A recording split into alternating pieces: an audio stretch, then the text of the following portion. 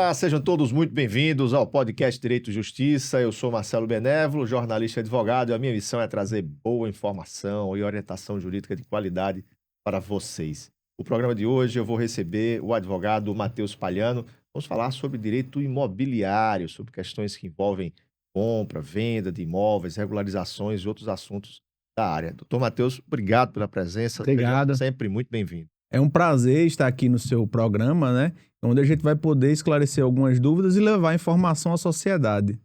Uma informação qualitativa, né? Visto que o grande problema do direito imobiliário é que tem muita gente fazendo, mas pouca gente com técnica e com experiência para lidar com questões tão sensíveis que envolvem o patrimônio e, sobretudo, o lar das pessoas. Pois é, e essa questão de patrimônio, de imóveis, o que a gente observa é que há muita informalidade, né? Como Isso. na vida o brasileiro adora a Fazer um informalidade, jeitinho. é um jeitinho, e esquece que, infelizmente, nessa área imobiliária, documentação em dia, registro em cartório são exigências e que garantem, de fato, a propriedade, né? Assim? Isso, perfeitamente.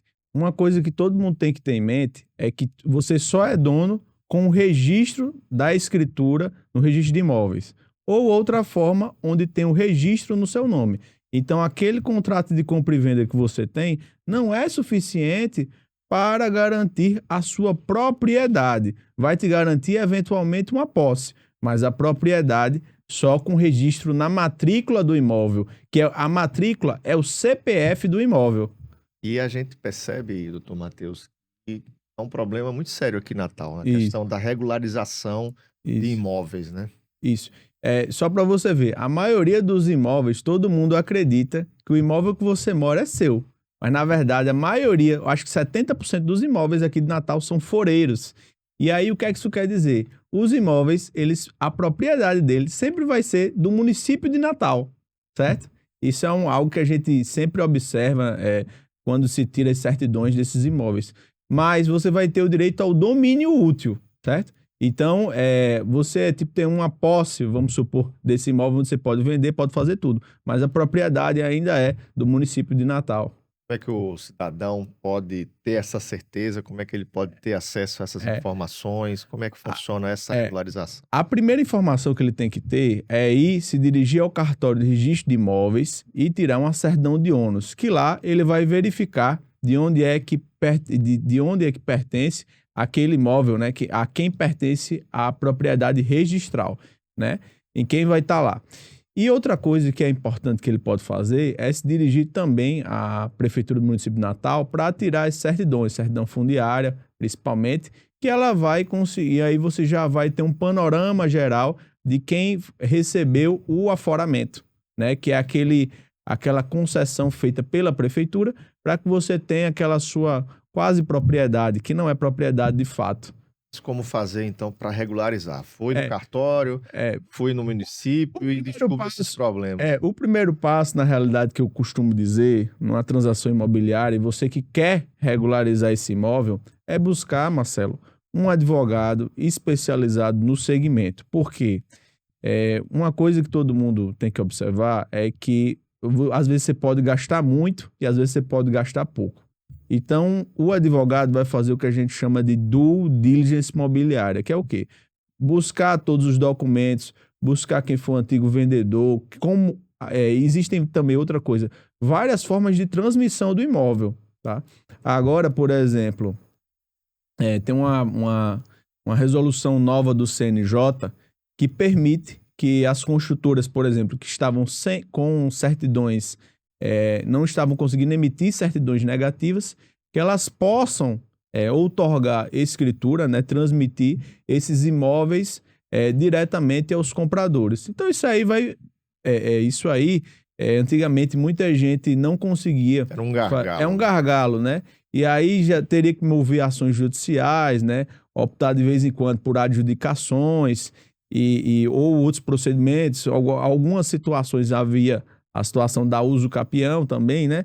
Mas assim, hoje em dia você pode fazer uma escritura simples. Então a escritura você vai custar o quê? 30 dias no máximo, né? Para fazer.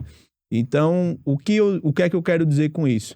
Que hoje o primeiro passo que você deve fazer é buscar um escritório especializado em regularização de imóveis no segmento de direito imobiliário para fazer esse procedimento. Que aí vai ser, o advogado tem que fazer o quê? Tem que analisar qual é a melhor situação possível e também a forma como fazer. Porque também, assim, tem muita gente que não vai ter dinheiro. Ele vai poder fazer o quê? Eu posso fazer uma cessão, essa compra e venda que nunca foi formalizada, e documentar a posse, porque daqui a 5 anos, daqui a 2 anos, 1 ano e meio, ele vai conseguir lá fazer os seus procedimentos cabíveis, porque assim, não é todo mundo que tem dinheiro para fazer os procedimentos, tá? Assim, a gente sabe que o Brasil tem uma distinção muito grande, né? Mas assim, hoje em dia também não é algo impossível, mas assim, tudo exige um certo planejamento. Você está falando de procedimentos que, em geral, são realizados em cartórios, né? Tem aí a fama dos cartórios, que são muito caros, que são muitas taxas, mas em relação a procedimentos na esfera judiciária, tem uma diferença de valor ou essa diferença é pequena? Não, assim, o que é que vai Em termos ter? de custos para quem quer regularizar. O que é que vai ter? Por exemplo, aqui em Natal eu acho que tem dado um exemplo, de certa forma, porque ela tem 2 varas especializadas para dirimir questões possessórias, que é a 19ª vara e a 20ª vara. Todos os juízes têm uma competência ímpar, e os servidores também, que eles fazem onde você pode ingressar com a demanda de uso capião, as demandas possessórias no geral. Então, o que é que eu quero dizer com isso? Que hoje em dia a gente pode ingressar na esfera judicial que vai ser resolvido. A grande questão é que o cartório, em tese, ele deve promover uma celeridade maior. Mas também o cartório, de certa forma, ele exige um pouco mais do escritório de advocacia e da parte, né, quanto à formalização de documentos. A distinção basicamente é essa. Na justiça a gente vai demorar um pouco mais e no cartório ele vai ser bem mais célere. É uma opção do cliente, na verdade, que eu sempre costumo passar, do jurisdicionado. Agora, em relação a valores, em termos de despesas que a pessoa vai precisar desprender para fazer regularizações. Você fez uma comparação em termos de prazo. Isso. O judiciário pode ser um pouco mais demorado, isso. O cartório um pouco mais rápido. Em termos de valores, como você falou, às vezes isso demanda um custo. Em termos de valores... ativo ou não? Em termos de valores, assim, vamos supor, se eu conseguir a justiça gratuita na esfera judicial, eu vou ter um super bônus. Por quê? Por exemplo, às vezes tem uma pessoa lá que tem uma fazenda, uma granja no interior, que se você for levar valor de mercado aquilo ali, às vezes uma granja ali em São José de Pibu, em Nísia Floresta, vale, quando você vai fazer a avaliação pelo corretor de imóveis, vai valer R$1 milhão, 800 mil, porque chegaram outros empreendimentos. Mas se você conseguir, por exemplo, a justiça gratuita e reduzir o valor venal, você vai conseguir fazer essa transmissão da propriedade pela uso capião, normalmente pela justiça, não tendo os ônus o cálculo do valor da causa vai ser o valor do bem. Isso. E a justiça gratuita vai lhe isentar de todos os emolumentos cartorários e de registro, né? Em tese, os cartórios devem seguir o que manda lá o CPC, né? Tem esse probleminha lá, o Código de Processo Civil. Então, se a gente conseguir isso, você já consegue essa isenção, que é o que tem se praticado bastante, por exemplo, no Rio Grande do Sul, São Paulo. Às vezes há uma resistência aqui no Rio Grande do Norte, mas é possível também proceder com esses atos. Então, assim, veja só, eu tenho um imóvel de 1 milhão, eu vou pagar, meu grande custo vai ser o quê? O advogado e o topógrafo, né? Então, eu vou ter uma certidão ou outra, então não vou ter um custo tão alto na transmissão, porque nem sempre é possível. O que é uso capião? A uso capião a gente vai ter, Marcelo, na situação quando não é possível transmitir diretamente aquele imóvel. Entendeu? A via de regra dela é isso até que ações são mais comuns, né? Isso. Nessa área aí do direito imobiliário, que são aquelas mais demandadas pelos clientes. Isso. Quais são as ações? Que tipo de problemas que são passíveis de serem resolvidos e como resolver esses problemas, né? Hoje, os remédios jurídicos. Hoje em dia, por exemplo, a uso capião ela é muito, muito, muito famosa, né? Porque cai na boca do povo, certo? Então é algo bem comum. Mas também a gente tem muitos casos aqui, né? Nosso escritório tem tratado de atraso de obra, né? Que é um direito, às vezes, do consumidor. Investir 300 mil, eu tenho um caso aqui que o prédio nunca subiu. Eu tenho um caso de atraso de obra de 1 ano e meio, em que algumas construtoras são demandadas, né? A gente também tem casos, né, lá no nosso escritório variados, né? Adjudicação, quando alguém não quer transferir o imóvel. Tem a questão dos inventários, né, que sempre entram nessa base do direito imobiliário. A gente também tem um trabalho, de vez em quando, em relação aos terrenos de marinha, tá? E também a parte de due diligence, que é essa parte de investigação, fazer um contrato bem feito, locação, despejo, né? Então, que tem, só para você ver, o trabalho, né, em relação à legislação do despejo, a legislação da locação, a legislação que mais funciona no Brasil. Você sabia disso? É algo muito comum na vida das pessoas, né? Alguém sempre tem uma casinha, tem um imóvel, que aluga um apartamento, um flat, né? Hoje com esses imóveis de investimento que estão em alta aqui na cidade, né? Você compra um imóvel já com foco de investir, ou seja, foco de alugar por temporada, né? E, inclusive, a gente também faz um trabalho preventivo, porque a partir do próximo ano começa a reforma tributária no Brasil. E com isso nós vamos ter uma série de nuances, né, para os investidores e também para as pessoas físicas, e vai redobrar o cuidado nas aquisições imobiliárias e também para as locações. Porque vai haver uma forma de creditação diferente, etc. Então, assim, o que é que eu costumo dizer? Que o direito imobiliário ele está em tudo, entendeu? Então, assim, mas assim, o grande encargo hoje em dia, o grande problema que se tem hoje no direito imobiliário é quanto à regularização de imóveis, né? Às vezes a gente também tem situações que o terreno é maior do que está na matrícula, gera mais imposto, tem que corrigir. A gente tem situações que diminuiu muito as questões possessórias, né, de reintegração, mas de vez em quando tem uma questão ou outra. E também, principalmente, a gente tem um foco na parte de leilões de imóveis, né? Que é onde a gente consegue promover a riqueza para os nossos clientes, né? E também aquisições de imóveis bem em conta, que tem sido um trabalho frequente no nosso escritório.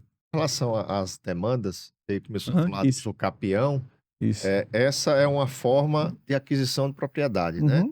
Uma das formas não originárias, não é a compra e venda, o pago, o preço, né? Ou seja, por alguma situação, é preciso utilizar-se desse remédio jurídico para você poder regularizar o seu bem. Isso.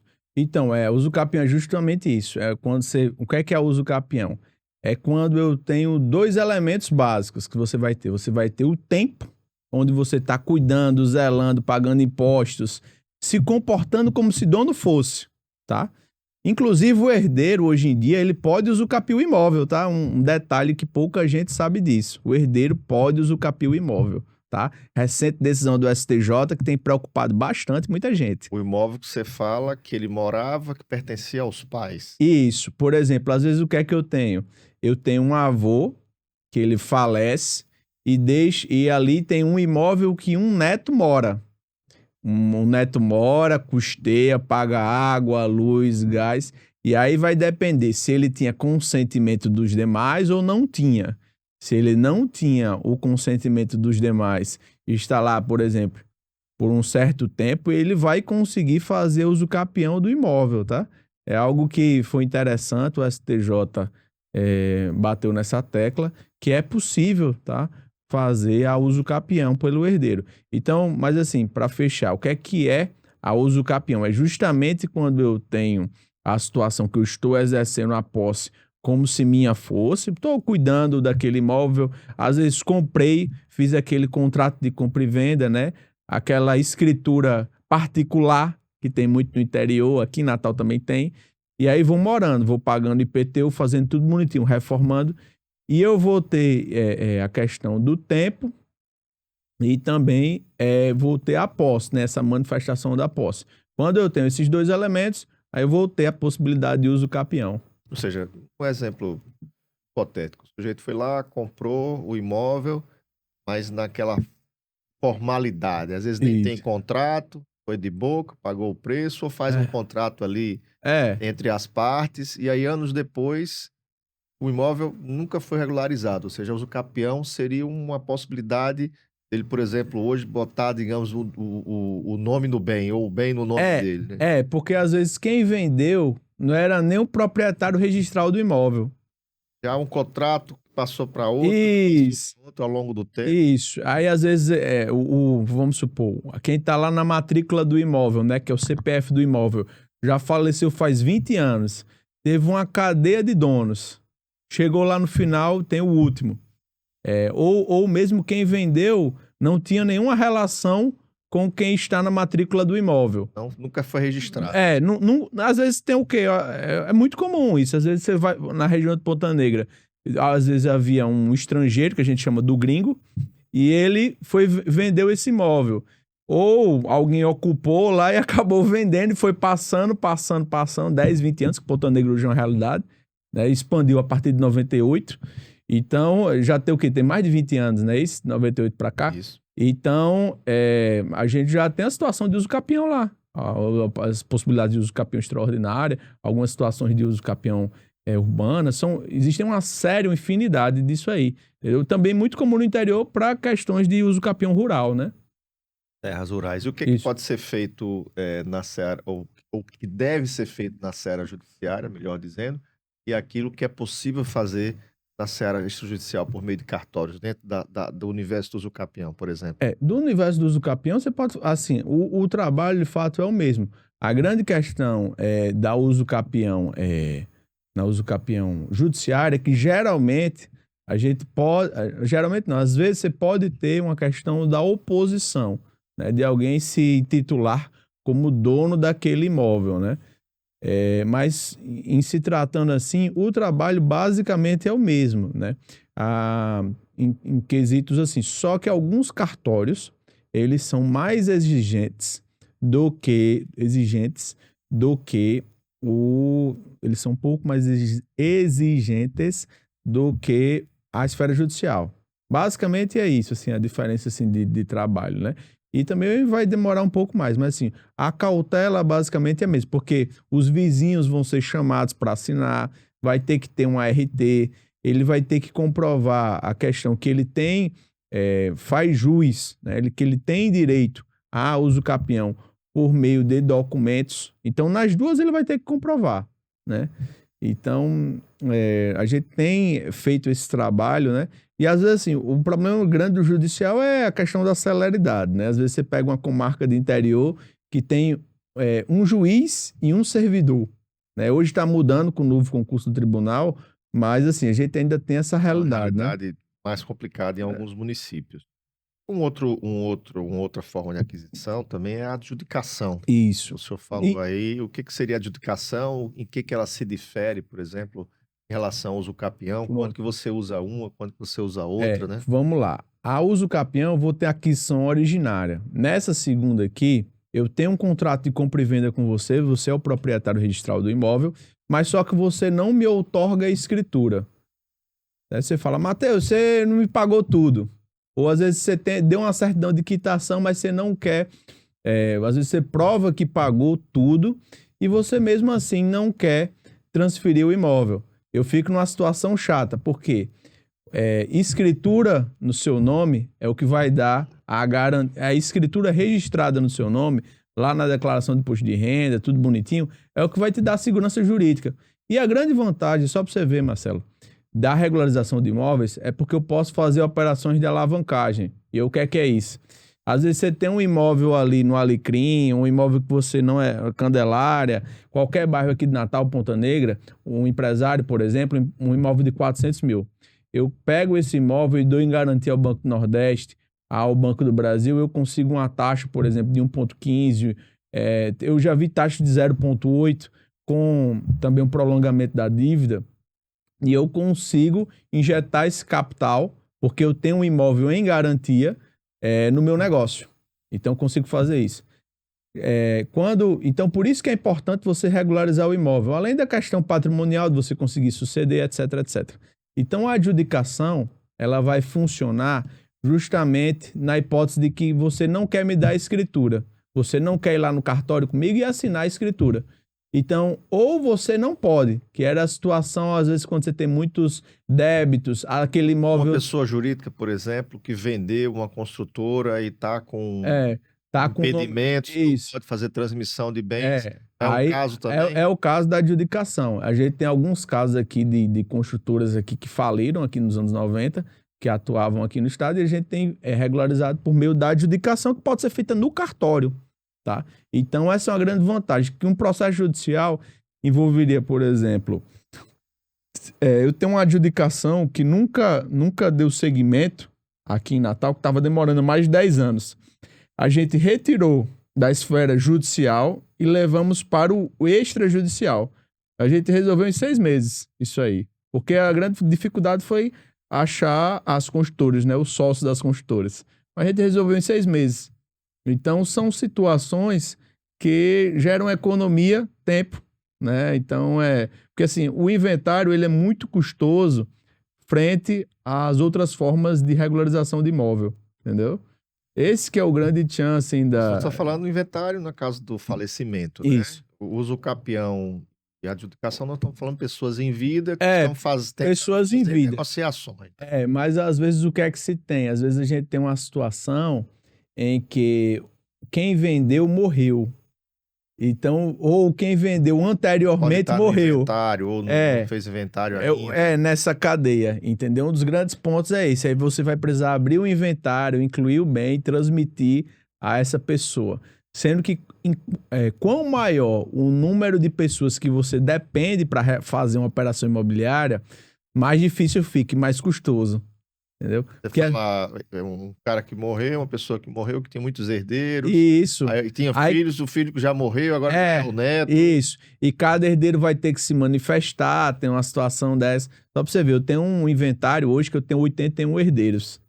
Poxa vida. Então, tem gente nos Estados Unidos, tem gente na Suíça, tem gente que eu não consegui... eu consegui localizar todos, né? O trabalho do nosso escritório, por um trabalho de inteligência. Mas, assim, deu muito trabalho, concorda? Então, quanto mais tempo você tem de trabalho, mais custoso fica. É verdade. E, então, essa questão de terras, móveis, também de análise de contratos, de relação de compra e venda, é importante que as pessoas estejam atentas antes de comprar para saber se esse imóvel está de fato regularizado, se ele tem alguma pendência judicial, se ele tem alguma pendência de estar alienado para um banco em garantia de uma operação bancária. É muito importante que as pessoas fiquem atentas, né? Principalmente porque, por exemplo, eu tenho situações que você fez o contrato de locação, certo? Fiz um contrato de locação comercial, mas aquele imóvel está com a penhora no seu trabalho. Se o bem for a leilão, o que você investiu na reforma daquele imóvel vai ficar com quem está arrematando o imóvel. Daí a importância de fazer um trabalho de due diligence imobiliária, que é essa investigação, Marcelo, para conseguir evitar maiores prejuízos, evitar o prejuízo, que ninguém quer passar por isso. No caso do locatário. Locatário. Você pode. Prejuízo. Porque a maioria dos casos é o seguinte: a locação comercial só te dá a real garantia quando o contrato de locação está averbado na matrícula do imóvel. Mas isso assim, Quem é que faz?